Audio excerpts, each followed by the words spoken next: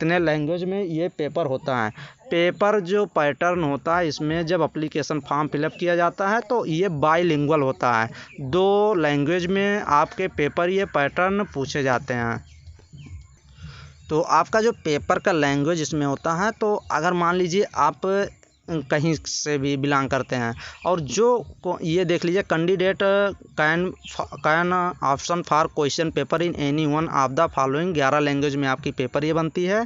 Option medium of question paper should be carefully chosen while filling in the application form the option one chosen can not be change. ये आपका pattern जो आपका language रहता है वही choose करना पड़ता है, बट इंग्लिश जो कहने का मतलब यह है जो आप लैंग्वेज यूज करेंगे, मान लीजिए हम तमिल यूज कर लिए, तमिल लैंग्वेज वहाँ एप्लीकेशन जब फॉर्म अप्लाई करते हैं तो वहाँ पे चूज करना रहता है कि पेपर आपका किस लैंग्वेज में आपको चाहिए, तो आप तमिल में यूज कर दिए। तो इंग्लिश तो रहेगा ही, इंग्लिश कंपलसरी रहेगा, तमिल में आपका लैंग्वेज रहेगा। अगर मान लीजिए हम यूपी बोर्ड से इंटर किए हैं, हम अपनी बात कर रहे हैं, तो हम क्या कहेंगे, हमें पेपर जो पैटर्न चाहिए वो हिंदी चाहिए, बट हिंदी तो मुझे मिलेगा बट इंग्लिश कंपलसरी, इंग्लिश तो वो खुद एजेंसी देती है और आपका इंग्लिश ही मान्य करती है। मान लीजिए थोड़ी मोड़ी कहीं त्रुटि हो गई क्वेश्चन में तो इंग्लिश का मान्य होता है, ये भी जान लीजिए। तो हिंदी अगर आप चूज करते हैं तो हिंदी मिलेगी, यूपी बोर्ड वाले तो हिंदी ही चूज करते हैं और उनको इंग्लिश फ्री में मिल जाती है, तो ये सही रहता है। यही लिखा गया है यहाँ पे, candidate option for English would be provide test booklet in English only. But अगर आप इंग्लिश चूज कर लिए तो आपको इंग्लिश ही ओनली मिलेगा, कोई और इसमें लैंग्वेज मिलने वाली नहीं है। तो इसीलिए जो आपका लैंग्वेज सरल हो वो पहले चुनिए। सीबीएसई बोर्ड वाले भी स्टूडेंट क्या करते हैं, ये हिंदी ही चुन लेते हैं क्योंकि इंग्लिश तो फ्री में मिलने वाली है। Candidate option Hindi would be provide bilingual test. ये देखिए बाईलिंगुअल मीन्स 2 भाषा में आपको टेस्ट बुकलेट प्रोवाइड की जाएगी, इंग्लिश एंड हिंदी। अगर कैंडिडेट, ये देखिए चौथा नंबर क्या लिखा गया, कैंडिडेट ऑप्शन फॉर हिंदी, अगर वो मांग करता है हिंदी ऑप्शन चूज करता है तो उसको इंग्लिश भी टेस्ट पेपर में मिलेगा, ये कहने का मतलब है। ये देखिए in case of any inability translation of question in the test में अगर क्वेश्चन का ट्रांसलेशन एबिलिटी मतलब गलत पाया गया, it's English version shall be treated at final and decision, NTA shall be final in the regard. जो NTA national test agency जो paper pattern set करती है वो कह रहा है कि अगर आप क्वेश्चन पेपर में कोई भी गलती पाई गई तो इंग्लिश का लैंग्वेज जो होता है वही सही माना जाएगा, जो अभी मैंने बता दिया था। तो ये हो गया। नेक्स्ट चलिए हम लोग देखते हैं इसकी एज लिमिट क्या होती है। मिनिमम एज लिमिट 17 ईयर्स होती है और मैक्सिमम कितनी होती है, मैक्सिमम 30 होती है। 25 ये देख लीजिए, दी अपर एज लिमिट ये जनरल की होती है 25 on the date of examination with relaxation, जो छूट मिलता है किसको, 5 ईयर्स का। किस कैटेगरी को, SC ST OBC NCL category and PWD candidate. जो ओबीसी के और एसटी एससी के स्टूडेंट को 5 ईयर्स का रिलैक्सेशन मिल जाता है, तो 30 ईयर तक ये फॉर्म अप्लाई कर सकते हैं। चलिए नेक्स्ट देखते हैं। नेक्स्ट हम लोग ये देखेंगे कि कितनी एलिजिबिलिटी जो डेट इसमें, ये देखिए पहले क्या होता है, पहले जो ये एक अलग अलग स्टेट जो होती है वो अलग अलग एमबीबीएस के लिए एग्ज़ाम कराती थी। तो पहले जैसे मान लीजिए ऑल इंडिया का ये AIPMT के नाम से होता था, all India pre medical test के नाम से होता था, जिसमें MBBS की सीटें फिलअप की जाती थी। और अब क्या है, अब NTA क्या किए, NTA जो होती है नीट का एंट्रेंस एग्ज़ाम कराने लगी और इसी के थ्रू काफ़ी जब सभी जो एंट्रेंस एग्ज़ाम होते थे MBBS के अब इसी के थ्रू होने लगे। जैसे पहले एम्स अलग होता था एग्ज़ाम, जिपमर अलग होता था, MU अलीगढ़ मुस्लिम यूनिवर्सिटी BHU अपना अलग कराती थी MBBS के लिए, FMC होता था, ये सब अब एक ही में होने लगे।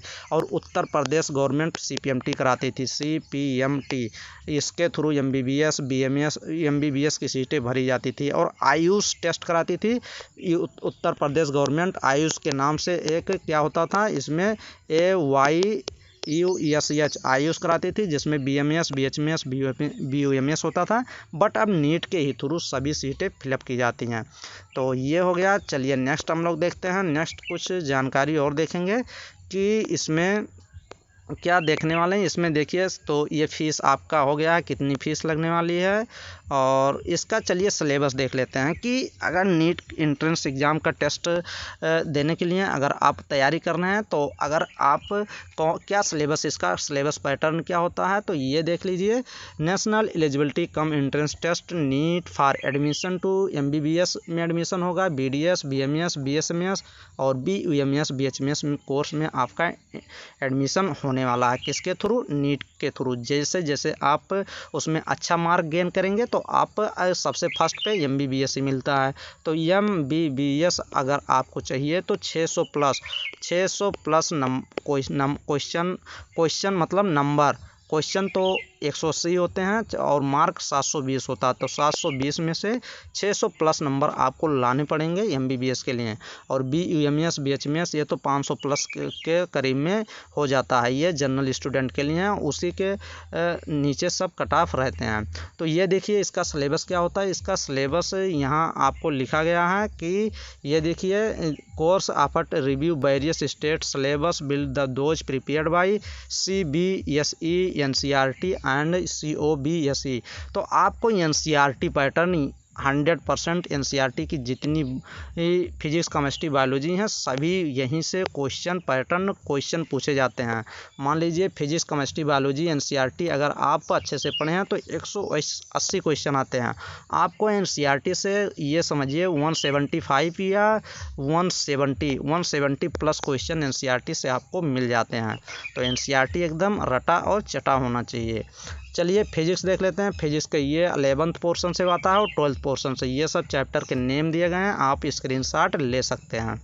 नेक्स्ट चलिए हम लोग केमिस्ट्री के देख लेते हैं। केमिस्ट्री जो हो गया ये देखिए, some basic concept of chemistry, structure of atom, classification of element and periodicity in properties, chemical bonding काफ़ी इंपॉर्टेंट होता है, state of matter, gases and liquid, thermodynamics, equilibrium, redox reaction, hydrogen S block element, alkali and alkaline earth metal, some P block element होता है। और 11th और ये देख लीजिए 12th पे organic chemistry, some basic principle, ये एकदम बेसिक होता है ऑर्गेनिक केमिस्ट्री का। हाइड्रोकार्बन, एनवायरमेंटल केमिस्ट्री भी पूछे जाते हैं। और अगर आप 12th में आएंगे तो सॉलिड स्टेट से तो क्वेश्चन फिक्स रहता है, हर साल सॉल्यूशन से क्वेश्चन फिक्स रहते हैं, इलेक्ट्रोकेमिस्ट्री से क्वेश्चन आते ही हैं, केमिकल काइनेटिक्स से क्वेश्चन आते हैं, सरफेस केमिस्ट्री से तो फिक्स रहता है क्वेश्चन। और general principle and process of isolation of elements से तो क्वेश्चन फिक्स रहते हैं। मेटलर्जी का चैप्टर है, एकदम फिक्स रहता है। P block, D block, coordination compound से तो क्वेश्चन आने ही हैं। Haloalkane and haloarene, alcohol, phenol, ether से तो क्वेश्चन आने ही हैं। Aldehyde, ketone and carboxylic acid से क्वेश्चन आने ही हैं। ऑर्गेनिक कंपाउंड कंटेनिंग नाइट्रोजन से क्वेश्चन आने ही हैं। बायोमॉलिक्यूल से क्वेश्चन आने ही हैं। पॉलीमर से आते ही हैं। और chemistry in every day of life तो आपको पढ़ के जाना ही है, क्वेश्चन आने के चांस रहते हैं। नेक्स्ट बायोलॉजी का जब हम लोग सिलेबस देखते हैं तो बायोलॉजी में अगर